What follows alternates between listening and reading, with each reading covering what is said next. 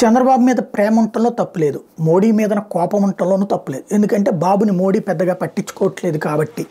ఎందుకు పట్టించుకోవట్లేదంటే మోడీని బాబు దెబ్బ కొట్టాలని ట్రై చేశారు కాబట్టి, మోడీని గద్దె నుంచి దించడానికి 2019లో ప్రయత్నించారు కాబట్టి, 2014లో తన అధికారంలోకి రావడానికి మోడీ ఇంపాక్ట్ కారణమని తెలిసిన చంద్రబాబు నాయుడు తన వైఫల్యాన్ని మోడీ మీదకి నెట్టేసి తను తప్పించుకోవడానికి ప్రయత్నించి మోడీని గద్దె దించుతానంటూ దేశవ్యాప్తంగా తిరిగాడు కాబట్టి మోడీ ఆయన పట్టించుకోవట్లేదంటే శాంత నిర్లక్ష్యం చేశారా? లేదు. ఆ మధ్యన కలుస్తానంటే కలవనిచ్చారు, మర్యాద ఇచ్చారు, ద్వేషించట్లేదు.